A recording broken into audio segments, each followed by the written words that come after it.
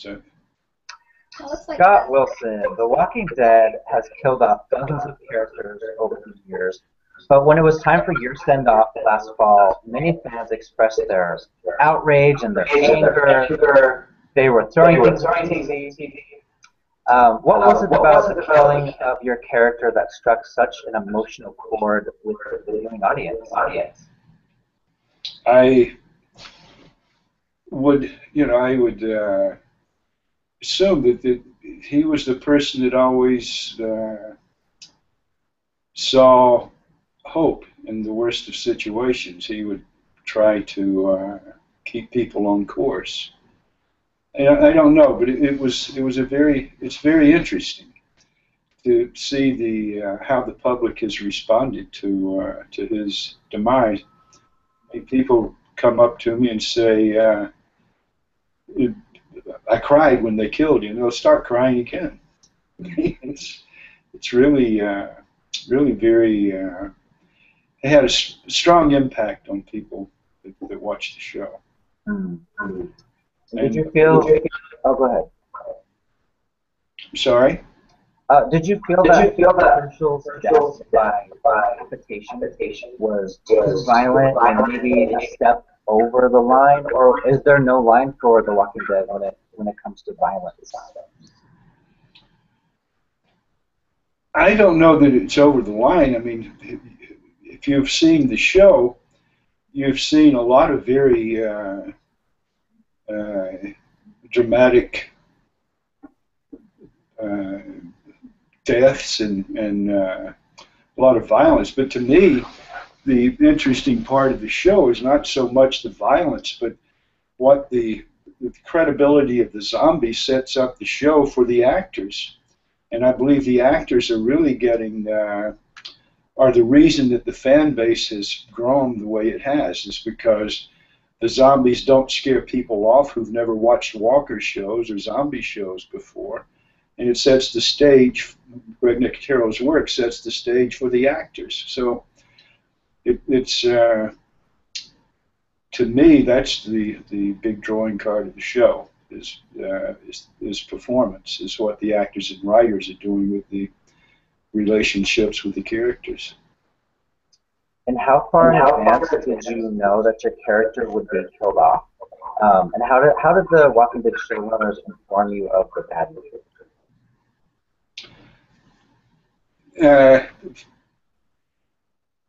I kind of suspected it after episode 403 this season, where Hershel had the wonderfully structured speech, well-written speech, where he says you step outside, you risk your life, and you take a drink of water. You do. So at that point, I was a little wary. I said, "This is too good." And then after 405, where Hershel goes in and tries to save the people who are infected with the virus, I was almost certain after reading that script that would be one of my last.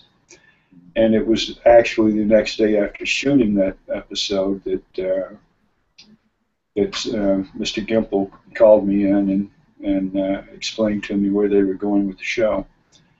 So it was really the day after that episode. Gotcha. So you didn't know too far in advance?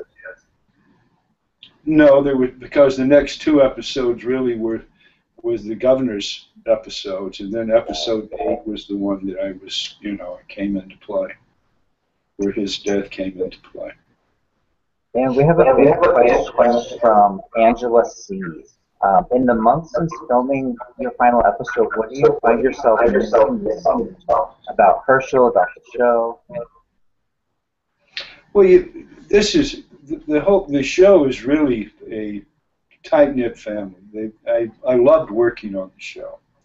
I loved working with the actors. The writers were terrific. The producers have done a great job on the show, and the below the line is part of the family as well. So yeah, I miss working the interaction every day on the sets. I do miss that. It was a lot of fun, but I stay in touch with a lot of the actors at different times, and I assume that that will continue. And Irish Rose 31 wants to know, you returned for the season finale in a flashback scene. So is there any chance we might see you pop up again in season 5? If there is, I'm not aware of it.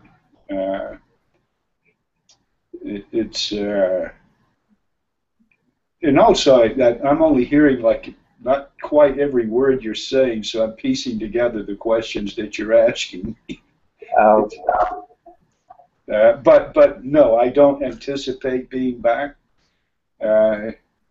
So you know, it was fun while it lasted, and it really was fun.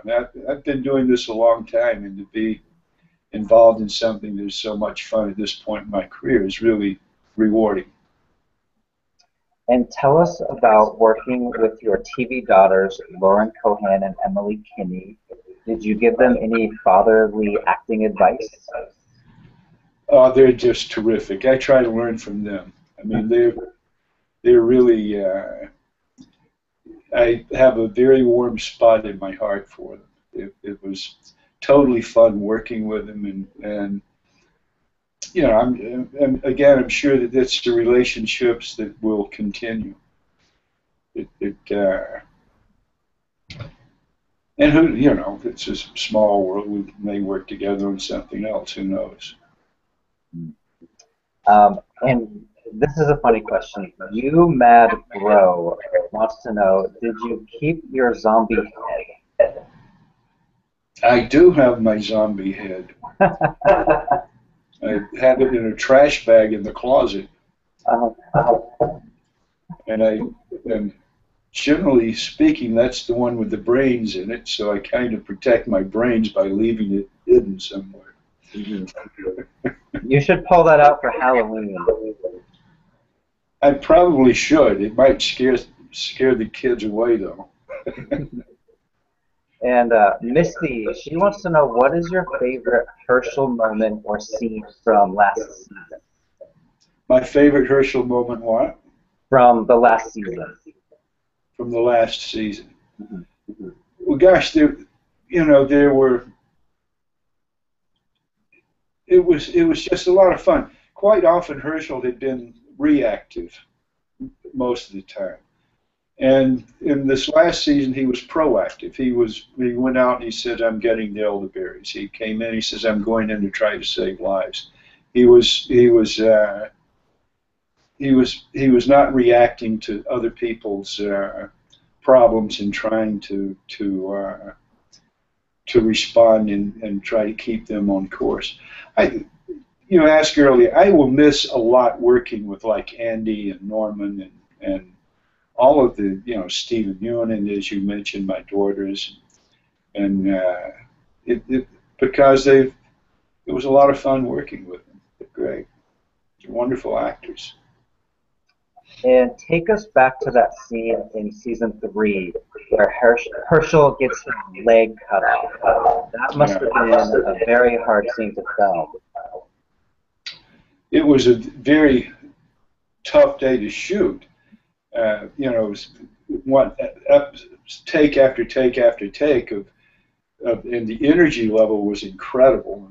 The actors grabbing Hershel and me, hollering and running, dragging me down the hall, and it was a high energy level day. Take after take. It was. Actors are amazing people. They really put everything they have into these scenes that are quite demanding. And then, of course, you had to limp around after that for 2 seasons on those crutches. Yes, that was not easy. It was not easy, but it was. It was fun trying to make him as graceful as you could, and it was fun. And when you originally joined the show in season 2, how much did they tell you up front about your character? And how much did you have learned through the process of filming? I saw the first season and loved what I saw, and I said I would like to be a part of that group. I'd like to be a part of the actors. It looked fun to me. I read several of the episodes. I saw where Hershel was going. And I said, I want to be a part of it. So I agreed to do it. My mother, who's just turned 100, watched the episodes with me, and she says, Scott, that's good. You really have to do that. So it's that destroys the age demographics. Forget 18 to 45 or whatever. Just check out 100. Right. But it was a lot of. That was the beginning of it. Between the second and third season was my first season and second season. Was interesting because I decided at the end of the last day of my first season that I would let my hair grow. And I didn't know where the episode was going to go from there, where the series was going to go, where it would pick up, if it would be an immediate continuation, if it would be a week, 2 weeks. I didn't know, but I said I can always cut it off, so I let my hair grow. And at a certain point, I said I'm going to let the beard grow. And I walked in, and they saw the beard and the hair, and they said they loved it. So it worked. It worked for the show. And I think it helped set how much time had gone by between the end of the second season and the beginning of the third season. It helped sell the journey that they've been on between the two seasons. Last year, The Walking Dead ranked as the most watched show on television, and this is at a time when viewing habits are changing to internet viewing and on-demand viewing and things like that. So, what is the secret to the show's success with live viewers, and why haven't the other networks figured out a way to replicate this? I'm not sure I quite heard everything that you asked, but I will try to answer it. I believe it's because the show deals with really hardcore issues. What will someone do confronted with a situation like this? The subtleties of what you might do are kind of stripped away to the hardcore. How will you respond in a given situation? Will you try to save someone? Will you try to save yourself? Will you try to what will you do? And to like the journey that Glenn is on with trying to find Maggie, the journey that Carl is on in his growth. Is he learning values? Is he learning how to do? I think that's one of the reasons people watch the show, is because there's things are not complicated. They are what they are. You're either going to survive or you're not. You're either going to step up and try to protect the people you love, or you're not. You're either someone who is an aggressor, or you're not. I mean, I think it keeps things very simple and very basic, and that's what makes it human. We have a question from Big Day. Hershel was the show's moral compass. Do you see anyone from the remaining group taking over his position as the moral compass, or do you expect cast members to that role? Did you hear the question? Could you repeat the question? Yes. I apologize for everyone watching. Hershel was the show's compass. And do you see anyone remaining taking over his position as the moral compass? Did you understand the question? Yeah. You asked me if you said that Hershel is the moral compass, and did I see? Yes. And then do you see anyone else from the cast taking over that role? Well, I think it's interesting if Herschel, you know, right before he died, you had Rick, who was, in essence, was espousing what Herschel had been saying, that you could start over, you can come back, you can, you know, it can work. I think that what Herschel had to say did have an impact on the group. And you can even go further back than that. You can say that what Dale had to say still has an impact on the group. I think that Dale and Herschel were similar in a way, and that Herschel kind of filled in the void that was created when Dale left the show. So I believe that void will be filled. I mean, as dark as it gets, you still need to have some kind of hope. If you don't have hope, then there isn't much left. Hope can keep you going through a lot of tough situations. And I think that's one thing that Herschel provided. He looked for the humanity in people as opposed to the dark side of their natures.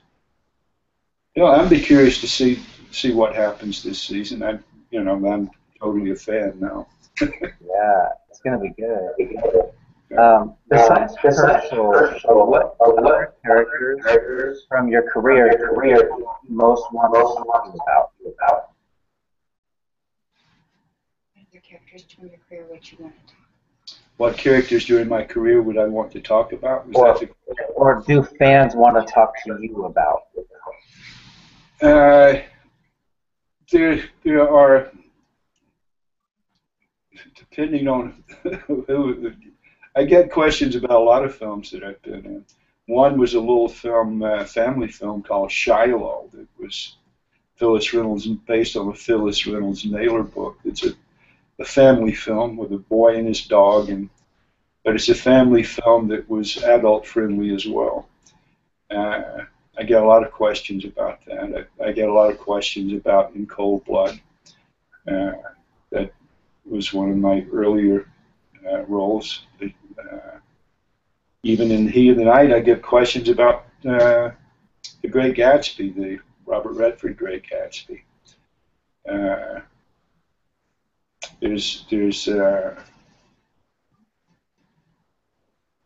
When I'm in Europe, it's different. I mean, a lot of people have seen films over there that haven't really played here. There's one film a year, The Quiet Son, that we won the Golden Lion at the Venice Film Festival with it. We shot it in Poland. I get response when I'm over there on that film quite often, and here. Mm-hmm. And you were nominated for a Golden Globe for the 1980 movie, The Ninth Configuration.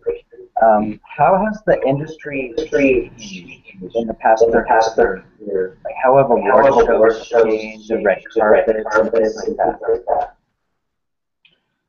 You know, I don't know really, because I didn't do a lot of red carpets back then. I didn't.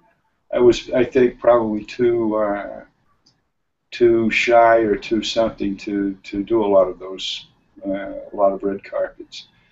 The industry has changed enormously since then, due to the new delivery systems and the new, cable and the internet, and it's changed big time. You had basically 3 networks back then, and now you see what you have. It's crazy. A lot of changes. But the one thing that stays the same is content. Content is the thing that people tune in to watch. It's the content. It doesn't matter how many channels you have. If you don't have good product on those channels, people aren't going to watch. I don't care what the delivery system is. So the creative people are always going to be in demand. The writers, the actors, the directors, they're always going to be in demand, whatever the medium is. So it's delivery is one thing, but content is king. Content is what you go for. And look at all the wonderful directors and writers that have gravitated to television, cable. They've very high quality. You know, they're creative people. It's fun to work with creative people. And that goes for the actors as well. And I think a lot of the producers are realizing now that they can do a lot more with in this medium than they can on film. Film has become very entertaining, but flagship movies primarily. You may have a small one that slips through every now and then to make a wave, but generally speaking, it's flagships, and that's very entertaining. I like to watch them too. So, thank you so much for talking with us today. I'm sorry about the audio problem. But good luck at the Emmys coming up. We're on the ballot for drama supporting actor. We have our fingers crossed for you. I appreciate that. Thank you. Yeah, have a good day. Thank you.